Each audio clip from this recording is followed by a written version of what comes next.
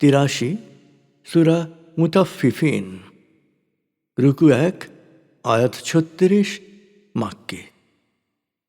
দয়াময় মেহেরবান আল্লাহর নামে। সর্বনাশ হবে ওদের যারা ওজন বা মাপে কম দেয়। ওরা নেয়ার সময় পূর্ণ মাত্রায় নেয়, কিন্তু দেয়ার সময় মাপে বা ওজনে কারচুপি করে কম দেয়। ওরা কি চিন্তা করে না যে ওদের পুনর্জীবিত করা হবে?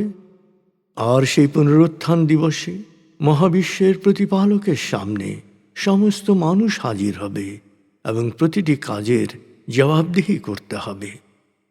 নিশ্চয়ই পাপীদের আমলনামা হবে সিজ্জিন। তুমি কি জানো সিজ্জিন কি? এটা হচ্ছে অমোচনীয়ভাবে লিপিবদ্ধ আমলনামা। সত্য অস্বীকারীদের জন্যে এটি হবে দুর্ভোগের দিন। ওরা কর্মফল দিবসকে অসত্য মনে করেছিল।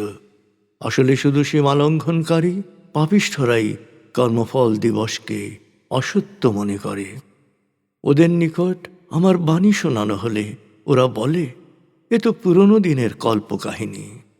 আসলে ওরা মিথ্যায় ডুবে আছে। ওদের পাপ ওদের অন্তরে মিথ্যার আস্তর সৃষ্টি করেছে। নিশ্চয়ই সেদিন ওরা ওদের প্রতিপালকের করুণা থেকে বঞ্চিত থাকবে। এরপর ওদের জাহান্নামে নিক্ষেপ করা হবে। তারপর ওদের বলা হবে, এই সেই জাহান্নাম যা তোমরা কল্পকাহিনী মনে করতে। অবশ্যই সৎকর্মশীলদের আমলনামা হবে ইল্লিঈন। তুমি কি জানো এই ইল্লিঈন সম্পর্কে? এ হচ্ছে স্বমহিমায় উজ্জ্বল আমলনামা। আল্লাহর নৈকট্য লাভকারী ফেরেশতারাই এর সংরক্ষক। নিঃসন্দেহে সৎকর্মশীলরা আল্লাহর অফুরন্ত নিয়ামত লাভে ধন্য হবে। তারা সুসজ্জিত আসনে বসে চারপাশে সৌন্দর্য ও প্রাচুর্য উপভোগ করবে। তাদের চেহারা সমুজ্জ্বল হবে শান্তি সুখের আভায়।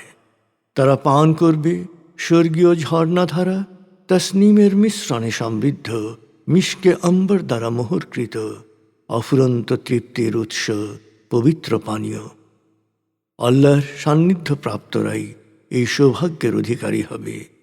অতএব যারা বিজয়ী হতে চাও, সৎকর্মে নিজের সাথে প্রতিযোগিতা করো। সত্য অস্বীকারী পাপীরা দুনিয়ায় বিশ্বাসীদের উপহাস করত। তাদের কাছ দিয়ে যাওয়ার সময় চোখ ইশারা করে কটাক্ষ করত। ঘরে ফিরে এসে আপনজনদের কাছে বিশ্বাসীদের নিয়ে হাসি ঠাট্টা করত। বিশ্বাসীদের দেখলে ওরা বলতো, এরা আসলেই উচ্ছন্নে গেছে। অথচ ওদেরকে তো বিশ্বাসীদের অভিভাবকত্ব করার দায়িত্ব দিয়ে পাঠানো হয়নি। হ্যাঁ, আজ বিশ্বাসীদের পালা। সুসজ্জিত আসনে বসে সত্য অস্বীকারীদের অবস্থা অবলোকন করে তারা বলছে, ওরা কি ওদের কাজের যথাযথ প্রতিফল পাচ্ছে না?